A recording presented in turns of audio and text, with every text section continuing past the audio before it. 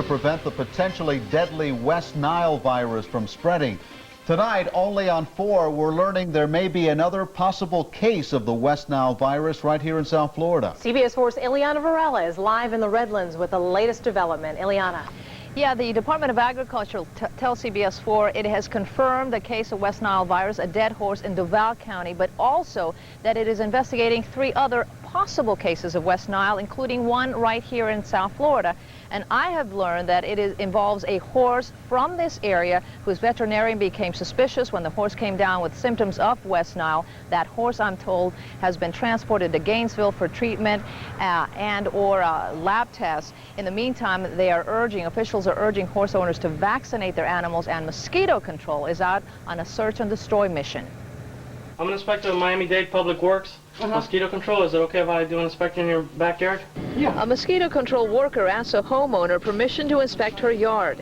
He is one of 6 county inspectors going door to door looking to locate and eliminate mosquito breeding grounds. What we're trying to do is eliminate the mosquitoes in the larval stage so that they don't become adults. They are in this area because just a mile from here, a horse came down with West Nile virus. The 12-year-old gelding was put to sleep last month, but it wasn't until last week that lab tests confirmed he'd been infected with the potentially deadly mosquito-borne disease. The mosquito that transmitted this disease is probably dead by now. But if this mosquito perhaps infected other birds, the possibility is there that it could continue the chain of transmission. West Nile is transmitted by the Culex mosquito, which is known to breed in places like the center of bromeliads, which hold water. Now, if you have any of these plants at home, flush them out every once in a while to flush out any mosquito larvae. Now, fortunately, it's been hot and dry in South Florida, and there aren't just many mosquitoes around. Here, inspectors find fly larvae, but no mosquito, certainly no Culex larvae. And yesterday, they set traps around this area, but so far, nothing. Still, those who live nearby are understandably concerned. We try to use the mosquito repellent as much as we can and try to keep covered. Right now, it's not too bad, but last night it was. Sure, I have a son. You know, a 2-year-old son, so yeah, that would worry me. Now, tomorrow night, mosquito control spray trucks will go into action in a 5-square-mile area of the Redland between Southwest 216th and 240th Streets and 140th and 152nd Avenue. The spray should kill adult mosquitoes in the area. And again, the best protection against any mosquito is to get rid of any stagnant water around your house. Don't go out at dark. If you do, wear protective clothing, long sleeves, pants, and of course, repellent with D. Live in the Redland, Ileana Varela, CBS 4 News. Another body is found in South Florida waters, and tonight the Coast Guard believes this may be a smuggling operation gone bad. Today's find near Palm Beach makes it the 4th body found in 2 days. This last body was found about 5 miles south of the Lake Worth Inlet. CBS 4's Mike Kirsch has more from the Miami Beach Coast Guard station. U.S. Coast Guard officials say this 4th body now found in the last 48 hours may in the end prove to be another tragic chapter in the human smuggling trade from Cuba to Florida. A New Jersey man and his wife have 58 million reasons to smile tonight, but this big game jackpot is not without controversy. We'll explain in a live report. A power plant fire leaves tens of thousands of Florida customers in the dark. Residents are still trying to recover after a devastating twister touches down. We'll have the latest in the cleanup next.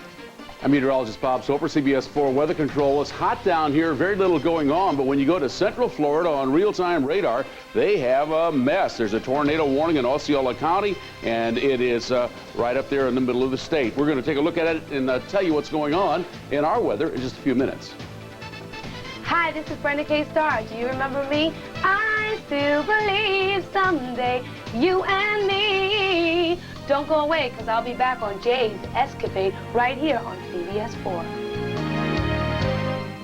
Coming up, it took more than a year for anyone to realize a 5-year-old girl was missing. Tonight, state workers admit they made a big mistake. Plus, a personal matter gets the best of Governor Bush at a public appearance. This is a problem that does hit everybody. We'll explain why the governor got so emotional.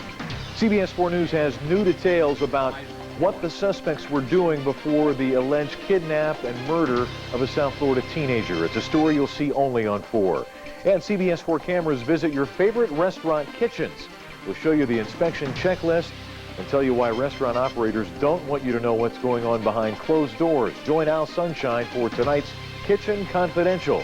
Those stories and more next on CBS 4 News at 6. Now, live, this is CBS 4 News at 6. She's 5 years old, and no one realized she was missing until this week. I am very angry and frustrated at this situation. A state child care mix-up leaves a young girl missing for 15 months. The Department of Children and Families thought the girl lived with her grandmother. But she claims she hasn't seen the child in more than a year. Only on 4 tonight, the state worker once in charge of the case tells her side of the story. Gary Nelson is live in Southwest Miami-Dade. Gary? Well, Maggie, Steve, she is a cute, precocious little girl, last accounted for in this Southwest Miami-Dade neighborhood, but that was more than a year ago. The state agency charged with checking up on her, looking out for her, didn't.